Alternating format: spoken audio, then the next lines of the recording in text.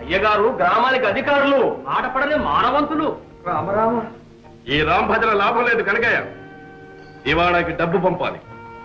ఇవాళ కప్పమంతా జమ కావాల్సిందే. బకాయిలు చిల్లికి ఇవ్వడానికి వీల్లేదు, అంతా వసూలు చేయాల్సిందే. చేయకపోతే మర్యాద చేస్తా, వస్తా.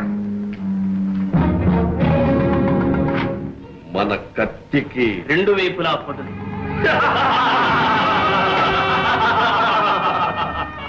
అంతా సిద్ధమేనా? అంతా సిద్ధమే. పదండి.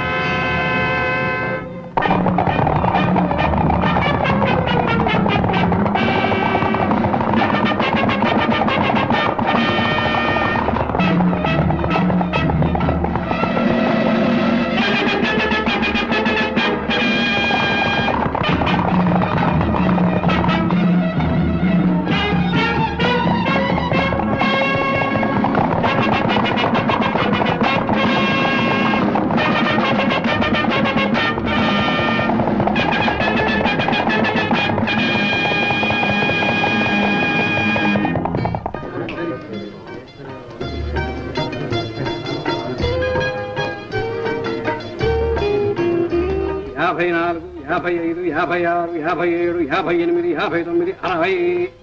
అప్పడాల అప్పల స్వామి 60. చెమరాయ చెమయ్య నామం చూస్తా.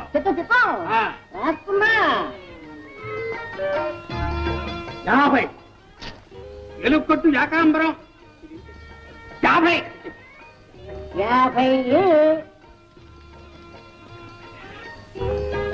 చెమయ్య, చిన్నప్పుడు ఓ సిద్ధాంతి నా చేయి చూసి, వీడు లక్ష్మీపుత్రుడు, వీడింతే, వీడి చేతి మీద లక్షలు లక్షలు నడుస్తాయి అన్నాడు.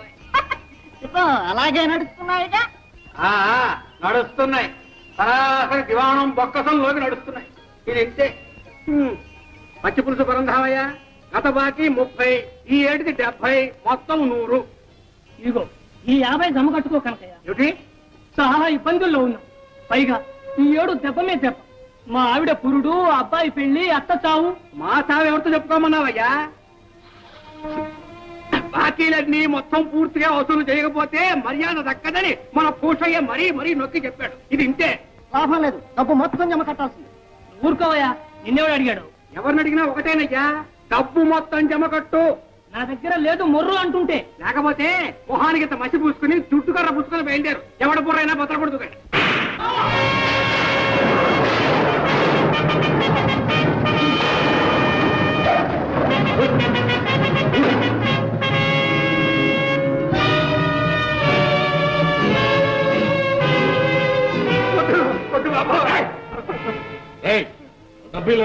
వద్దు బాబు, నా ఉద్యోగం పోతుంది బాబు.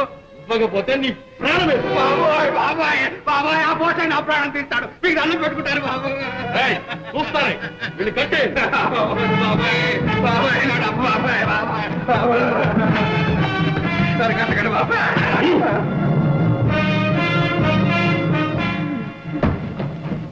ఒరే బాబు, కట్టేదేదో కాస్త గట్టిగా బిగించి కట్టండి రా. లేకపోతే ఆ పోసే పీరుకు ఆ డబ్బు నేనే ఎత్తుపోయినట్టాడు. ఇంతే.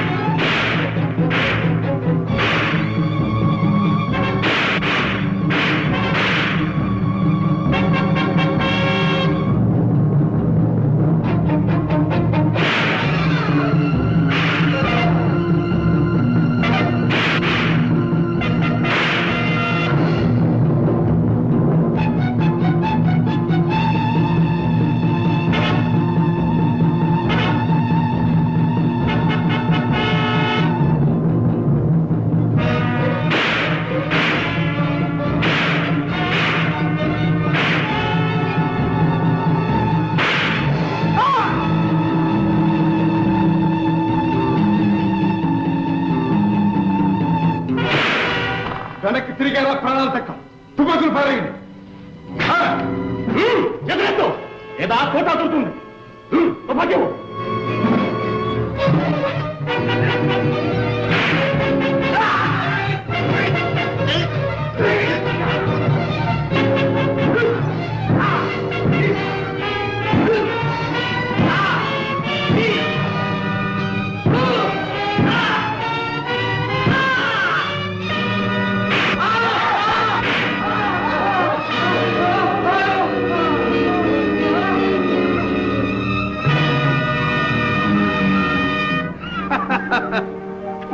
జయం మనదే. రక్షించావు రాజా, సమయానికి వచ్చావు. లేకపోతే వాళ్ళు డబ్బంతా కొల్లగొట్టు ఉండేవారు, నా ఉద్యోగం ఊడిపోయి ఉండేది. పారిపోయారా దొంగలు? ఆ దొంగ గారితో నన్ను కట్టేస్తూ ఉంటే చూస్తూ ఊరుకుంటావా? నేనెక్కడ చూశాను గురువా, అప్పుడు మూతిని కాళ్ళు ఇప్పుడేగా తెరిచాను. ఉద్ధరించాం, డబ్బంతా పోగే. అలా చూస్తారా పోగు చేయలే. రాజా గొప్ప ఆపద నుంచి కాపాడు. వెళ్ళిన పని ఏమైంది? నేను వెళ్తాం పని కాకపోవటమా? ఇదిగో వసూళ్ళు, ఇది సిద్ధాపురంది, ఇది పచ్చిపాడుది. లెక్క చూసుకో.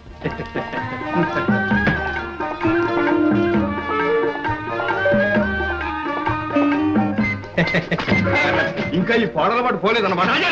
నీ పుణ్యం ఉంటున్నాడు నడిపించమ్మా.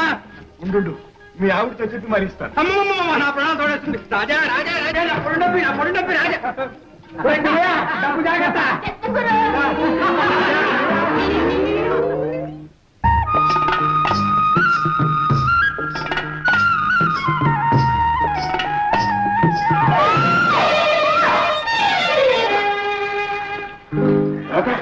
నువ్వా? దెబ్బ తగిలిందా? ఏటి పైన పడి పైగా దెబ్బ తగిలిందని అడుగుతున్నావా? చూడలేదు రాత. ఏ కళ్ళిపోయాయా? కళ్ళిపోయా? నీ కళ్ళున్నాయిగా చారదేసి. నువ్వు చూడక్కర్లా? ఎదురొచ్చేవాళ్ళు నీకు కనపడలా? నా నెత్తి మీద మోపుంది, ఎట్లా చూసేది? నువ్వు చూడకపోతే నాదే తప్పు. తర్వాత తాపిగా తగులు కానీ నా పొడి డబ్బి రాజా. కేసుకెళ్ళగా రాదమ్మా, ఎందుకమ్మా ఈ పచ్చాకులు? ఈ పచ్చాకుల మా ఇంట్లో ఉందిగా ఒక గుర్రె పోతు, దాన్ని మేపడానికి. నేను గొర్రెపోతు నుంచి నువ్వు బర్రె పంటవా? ఓయ్ బావా, ఏ మరదలా? సిగ్గు లేకపోతే సరే. ఎందుకు? నడి వీధిలో చిన్న పిల్లాడులా కుప్పి గంతులేంటి? పెళ్ళై ఉంటే ఈ పాటికి 10 మంది బిడ్డలు తండ్రి అయ్యేవాడి. అవునవును, ఆ 10 మంది బిడ్డలు నువ్వేగా కని ఉండేదానివి. ఏది ఇంకోసారేను? 1,00,000 సార్లు అంటావు. ఏటి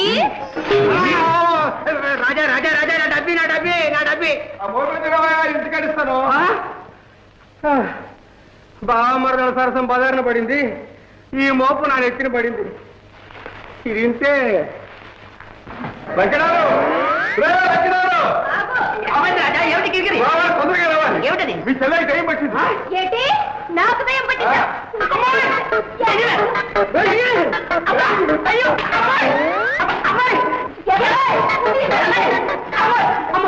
ఏమిటమ్మా, నీకు నిజంగా కిరికిరి పట్టిందా ఏమిటి? అడుగు, ఆ సంగతి అతగాడిని అడుగు. ఏమిటయ్యా కిరికిరి? ఏముంది?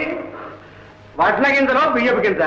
అమ్మాయిని రెచ్చగొట్టాడు, రెమ్మొచ్చుకుని వెంటబడింది. అదా మధ్యలో నన్ను రేవపట్టేసమ్మా రాదా? ఇదిగో అన్నయ్య, ఇప్పుడే చెప్పేస్తున్నాను. బావ నాతో మూట సత్తా ఆడాడు, చూడు ఏం చేస్తాను. మధ్యలో నేను తప్పున్నాను. ఇదిగో లక్షణాలు, ఇద్దరికి తొందరలో ముడిపెట్టాయి. అందరం కలిసి సుష్టిగా ఫోన్ చేద్దాం. ఫోన్ చేద్దామా? బాబు బాబు, ఏమిటి? నా పొడుండబ్బి బాబు. వెళ్ళాలి, తొందరగా భోజనం వెళ్ళాలి. అవునవును, అక్కడ ఉంది కానీ ఇంకో కిరికిరి.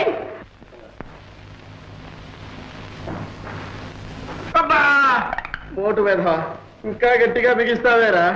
పెట్టిందా బాబు? రే కొండయ్య, ఇది తుపాకీ దెబ్బని ఎక్కడైనా చెప్పగలవు, జాగ్రత్త. చెప్తానా? అయ్యగారి ప్రాణాలకి నా ప్రాణం అడ్డం కాదు. ఏ లాభంరా, బ్రహ్మాండమైన అవకాశం చేయి జారిపోయింది. అమ్మా, రాజాగాడే రాకపోయి ఉంటే వచ్చిన వాడు అయ్యగారిని తుపాకీతో కాల్చాలా? చేతికి తగిలింది, అదే గుండెకి తగిలి ఉంటే. అయ్యా కనక చూస్తున్నాడు. నమస్కారం బాబు. రా కనుక. ఇవాళ ఒక పెద్ద ఘట్టం గడిచింది. మా ఆవిడ తాళి కట్టింది, లేకపోతే మీ మొహం చూసేవాడే కాదు. అదేమిటి? ముష్టి ఎదవా, మూల నష్టపు ఎదవా, మర్చిపోయిందా? వాడికి తోడు గుంటలక్కడ గుంట ఒకటి. ఎవరయ్యా? దోపుడు తగలాయా? అమ్మా, ముఖానికి గుడ్డలు కప్పుకుంటే నేనా తడుస్తాను, పైగా తుపాకులతో వచ్చి పడ్డారు. దెబ్బతో నేను మూర్చిపోయాను. దివాణం డబ్బుతో తుపాడానికి వచ్చారు గాడిద కొడుకులు. వాళ్ళను చూసి జనం చల్లా చెదరై పారిపోయారు.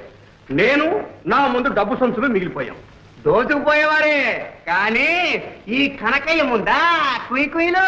ఇదిగో ఎక్కడి నుంచి వచ్చిందో ఆవేశం కానీ ఆంజనేయుల్లాగా ఎగిరి ఒక్క పోతున్నాడు.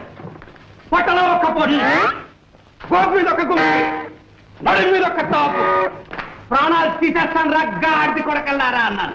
ఆ దెబ్బతో బోషయ్య గారు అదే పరుగు అదే పరుగు అదే పరుగు తిరిగి చూస్తే చెమ్మడితో నేను నిద్రపోయానంతే. ఇది ఇంతే. మంచి పని చేశావు, బుద్ధివంతుడు. రేపు ఆ డబ్బు దివాణం బొక్కసంలో జమగట్టాలి. మనం ఇంత కష్టపడి డబ్బు వసూలు చేసి పంపడం, అక్కడ ప్రభువులు వారి వినోదాలకు విలాసాలకు విరదల్లను.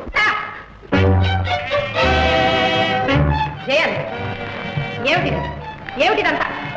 ఏముంది, నృత్యం గానం వినోదం ఎంతో శ్రమపడి తమ్ములు గారి కాలక్షేపానికని ఏర్పాటు చేశాం పెద్దమ్మా. అవునమ్మా. వయసులో పెద్దవాడిని నువ్వే చిరంజీవిని పెడదాట్లు పట్టిస్తున్నావా? అదే లేదు లేదు పెద్దమ్మా, గండికోట ప్రభువులు కళాపోషకులని తమ్ములు గారికి ఇవంటే చాలా ఇష్టమని. అవునమ్మా, వాళ్ళని మనం ఆదరించకపోతే మరెవాళ్ళు ఆదరిస్తారు? వాళ్ళ బ్రతుకులు ఏం కావాలి? బాగుంది, చాలా బాగుంది. ప్రతాప్, ఇంకా మీదట ఇలాంటి కాలక్షేపాలు జరగటానికి వీల్లేదు, తెలిసిందా? అలాగే పెద్దమ్మా, అలాగేమ్మా. అమ్మా నాయనా జయంత్, నేడో రేపో నీ భుజస్కంధాలపై గండికోట రాజ్యభారం పడబోతుంది. నువ్వు ఇలాంటి వ్యసనాలలో మునిగితే రాజ్య రక్షణ ఏం చేస్తావు, ప్రజాక్షేమం ఏం చూస్తావు? చిన్నతనం, బాధ్యత మీదబడిన తరువాత ఇలాంటి పొరపాట్లు జరగవమ్మా. ఆ నమ్మకం నాకు ఉంది మంత్రి గారు. నాయనా జయంత్, అమ్మా, మన గండికోట వంశానికి మచ్చ తీసుకురావద్దు. కన్న తల్లి, కట్టుకున్న భార్య, పాలిత ప్రజా గర్వంతో ప్రేమించే ఆదర్శమూర్తులు మన గండికోట ప్రభువులు, తెలుసా? తెలుసమ్మా. ఇంత రాత్రి నా విలాస మందిరంలో వినోదిస్తూ కాలం గడపటం వివేకం కలవారు చేసే పని కాదు నాయన. పెళ్ళి లలిత నీ కోసం మందిరంలో ఎదురు చూస్తుంటుంది. పెళ్ళి. అలాగేనమ్మా. మంత్రి గారు, చిత్తం. ఇక మనం జాగు చేయటం మంచిది కాదు. వెంటనే చిరంజీవికి పట్టాభిషేకానికి ఏర్పాట్లు చేయించాలి. అదే సరి అయిన ఆలోచన. అందుకు తగిన ఏర్పాట్లు చేద్దాం. మంచిది.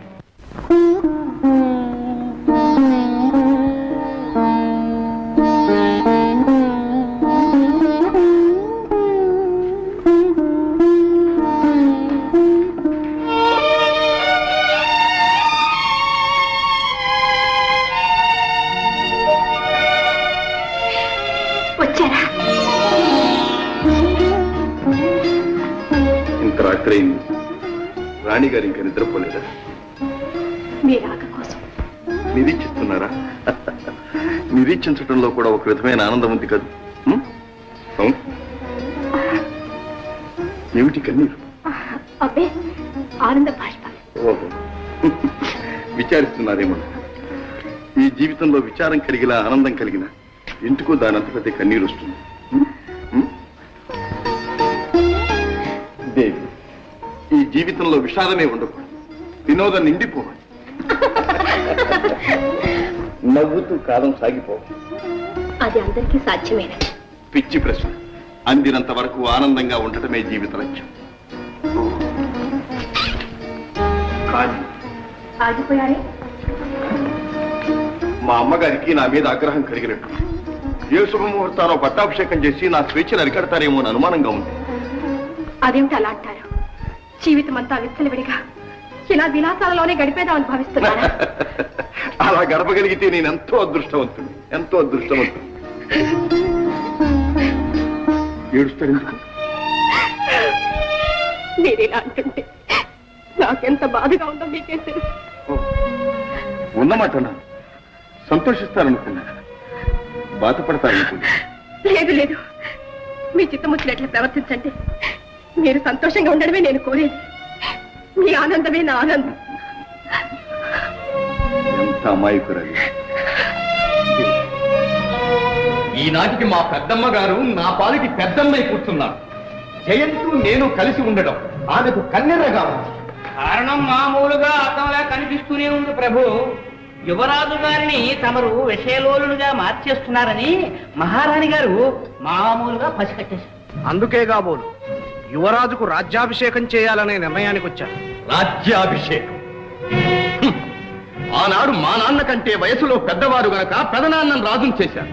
అదే న్యాయం ప్రకారం ఈనాడు జయంత్ కన్నా నేను పెద్దవాణ్ణి గనుక నన్నే రాజును చెయ్యాలి. చెయ్యాలి మామూలుగా. కానీ యువరాజు గారు మహారాజు గారి కుమారులు, మామూలుగా తమరు మహారాజు గారి తమ్ముని కుమారుడు. ఇది చాలా అన్యాయం అవధాని గారు. ఇద్దరిది ఒకే రక్తం, ఒకే వంశం. పైగా యువరాజు కంటే అయ్యగారు పెద్దవారు, యోగ్యులు. కానీ మామూలుగా జ్యేష్ఠుని సంతతికే రాజ్యాభిషేకం అనే పాడు ఆచారం ఏది ఒకటి ఏడ్చిందిగా మామూలుగా మనకి. ఆ దురాచారాన్ని రూపుమాపుతాను. నేనే రాజునవుతాను. అవును, ఎందుకు కాకూడదు? ప్రయత్నిస్తే తప్పకుండా సిద్ధిస్తుంది. అసలు మీ జాతక చక్రంలోనే మహారాజు యోగం కట్టుంది. యోగమున్నా లేకపోయినా నేనే రాజునై తీర్తాను. శుభం, మీ నోటి వాక్కు ఫలించి తీరుతుంది. మీ వంటి మహావీరులు, శక్తివంతులు రాజైతే మామూలుగా ప్రజలు తరించి పోతారు, రాజ్యం పడిపోతుంది, బాగుపడిపోతుంది. ఇక మా వంటి వారి విషయం మామూలుగా బ్రహ్మాండం.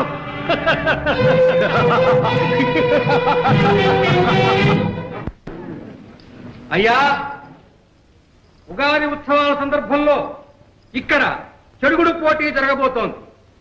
ఇది మన గ్రామాధికారి భూషయ్య గారి జట్టు. ఇదంతే గండభేరుండ జట్టు. దీంతో పోటీ చేయదలుచుకున్న వాళ్ళు ముందుకు రావచ్చు.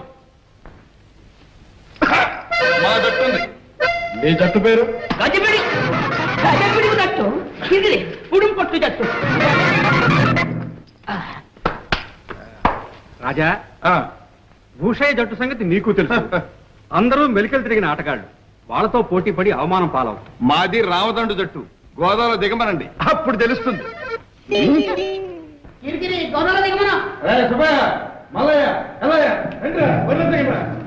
మన పేరు వెళ్ళిపోయి గెలిచారా ఒక్కొక్కరికి 100 వరహాలు. వదలెట్టండి. పోతా.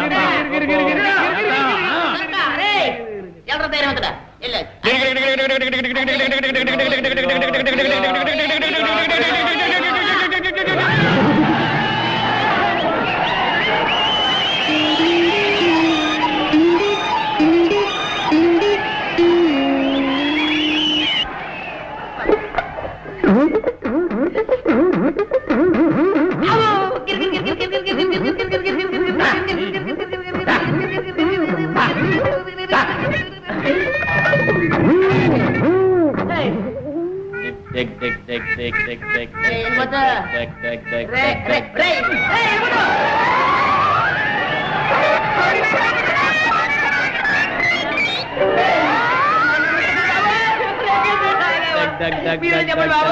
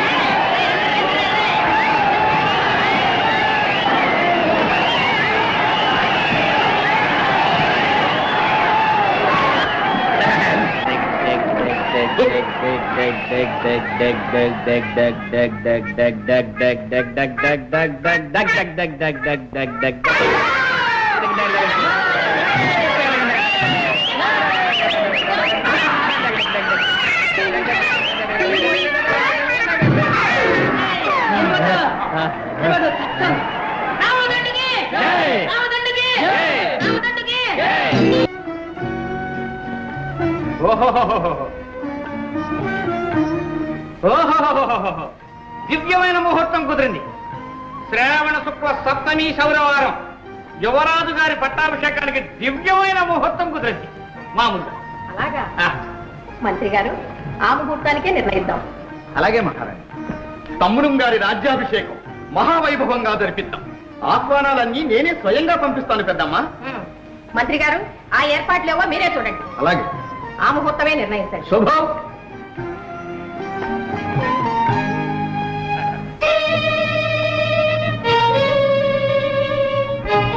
అల్లుడు వచ్చేదాకా అమావాస్య ఆగదు.